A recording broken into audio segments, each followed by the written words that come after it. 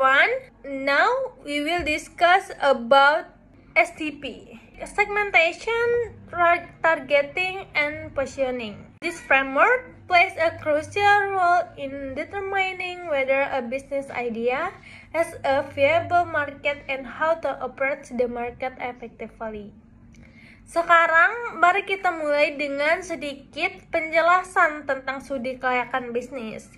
Studi kelayakan bisnis adalah proses untuk menilai apakah suatu ide bisnis layak untuk dijadikan atau tidak. Ini mencakup berbagai aspek dari aspek pasar, keuangan, teknis, hingga hukum. Dalam aspek pasar, kita perlu memahami apakah ada pasar yang cukup besar dan menguntungkan untuk produk atau layanan kita. Disinilah konsep STP sangat penting. STP membantu kita memahami siapa calon konsumen kita, bagaimana kita memilih target pasar yang tepat, dan bagaimana kita memposisikan produk agar berbeda dari kompetitor. Pertama, apa sih STP itu? Segmentation, targeting, dan positioning. Pertama, segmentation itu berarti membagi pasar menjadi kelompok-kelompok yang lebih kecil berdasarkan karakteristik tertentu. Kedua, targeting, seperti proses memilih segmen pasar mana yang ingin kita layani. Dan yang terakhir, ada positioning, yaitu cara kita mendesain citra produk dan benak konsumen agar produk kita terlihat unik dan menarik. Selanjutnya, kita akan membahas segmentation. Dalam tahap segmentasi, kita membagi pasar ke dalam beberapa kelompok berdasarkan kriteria tertentu. Segmentasi bisa dilakukan berdasarkan yang pertama demografis, seperti usia, jenis kelamin, pendapatan, atau pendidikan. Misalnya, produk skincare bisa menargetkan usia wanita 20-35 tahun. Yang kedua, ada geografis, yaitu berdasarkan wilayah atau lokasi. Misalnya, produk musim dingin akan lebih laku di daerah dataran tinggi atau bersuhu rendah. Yang ketiga, ada psikografis, seperti berdasarkan gaya hidup, nilai, atau kepribadian. Misalnya, gym premium mungkin menargetkan orang yang sangat peduli pada kebugaran atau citra diri. Yang terakhir, ada perilaku, seperti frekuensi penggunaan produk, seperti loyalitas merek atau manfaat yang dicari. Segmentasi ini membantu bisnis kita untuk lebih fokus dan efisien dalam menyusun strategi pemasaran. Selanjutnya kita akan membahas targeting. Setelah pasar terbagi ke dalam segmen-segmen, kita harus memilih segmen mana yang paling menjanjikan. Inilah yang disebut targeting. Dalam memilih segmen yang akan ditargetkan, ada beberapa hal yang perlu dipertimbangkan. Yang pertama, apakah segmen tersebut cukup besar dan bertumbuh? Yang kedua, apakah kita memiliki sumber daya untuk menjangkaunya? Dan yang terakhir, apakah segmen tersebut cocok dengan nilai dan kepastian perusahaan? Dan ada 3 strategi targeting yang umum yang digunakan. Yang pertama, ada mass marketing, tidak terdiferensiasi, satu produk untuk seluruh pasar.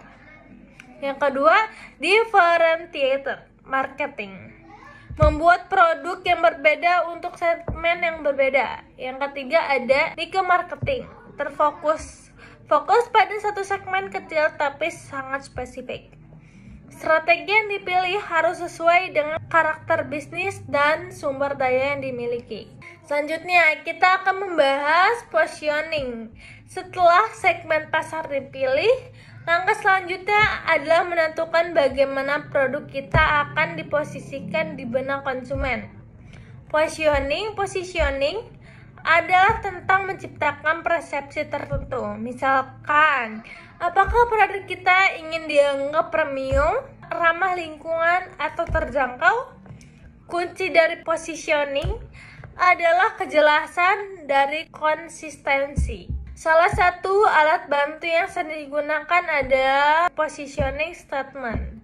Misalnya, untuk target market, produk kami adalah, contohnya, untuk mahasiswa sibuk, Kopi kami adalah minuman instan premium yang memberikan energi dan rasa nikmat karena dibuat dari biji kopi lokal pilihan.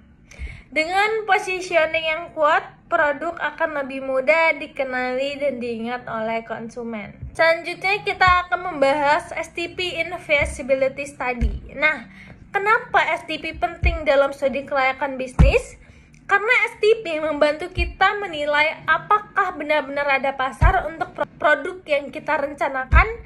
Dengan memahami segmen pasar, kita bisa menghindari risiko menjual ke pasar yang salah, menyesuaikan produk dengan kebutuhan nyata konsumen, menentukan strategi pemasaran yang lebih tepat dan hemat biaya, dan meningkatkan peluang keberhasilan bisnis di tahap awal.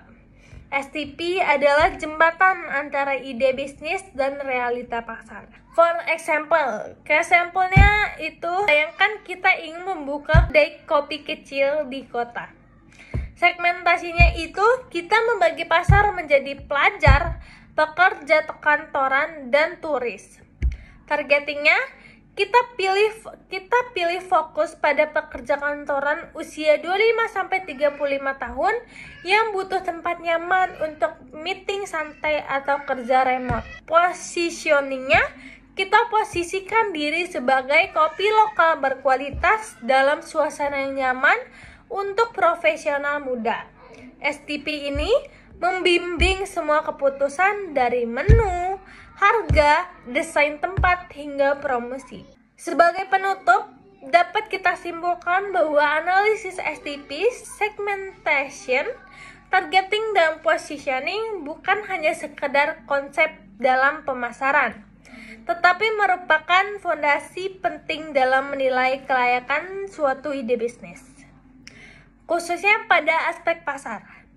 Dalam proses studi kelayakan bisnis sangat penting bagi calon wirausahawan atau pengembang usaha untuk memahami siapa saja yang menjadi target pasar potensial, bagaimana karakteristik dan perilaku mereka, serta bagaimana produk atau jasa yang ditawarkan dapat dirancang dan diposisikan agar benar-benar relevan, menarik, dan memiliki keunggulan dibandingkan dengan kompetitor.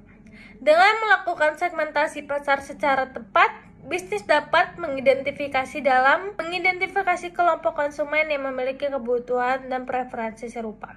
Kemudian, melalui proses targeting, bisnis dapat memfokuskan sumber daya dan strategi pemasarannya kepada segmen pasar yang paling potensial dan menguntungkan. Langkah ini sangat penting karena tidak semua segmen pasar bisa dilayani secara bersamaan, apalagi oleh bisnis yang masih baru dan memiliki keterbatasan modal atau sumber daya.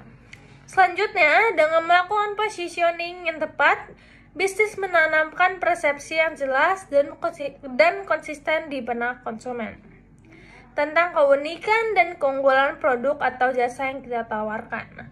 Positioning yang kuat akan membantu konsumen mengenali produk kita dan membedakan dari pesaing, dan membentuk loyalitas pelanggan dalam jangka panjang. Keseluruhan proses STP ini bukan hanya memberikan arah bagi strategi pemasaran, tetapi juga menjadi dasar untuk pengambilan keputusan lainnya, seperti desain produk, penentuan harga, pemilihan lokasi, hingga strategi promosi. Oleh karena itu, STP bukan hanya membantu mengukur potensial pasar, tetapi juga secara langsung berkontribusi pada penentuan apakah bisnis tersebut layak dijalankan atau tidak. Tanpa pemahaman yang baik terhadap siapa pasar kita dan bagaimana kita ingin hadir di pasar tersebut, maka sebesar apapun ide bisnis yang dimiliki akan sangat beresiko kegagalannya, karena tidak memiliki fondasi pasar yang kuat. Jadi dapat dikatakan bahwa keberhasilan bisnis sangat bergantung pada seberapa dalam dan akurat analisis STP-nya.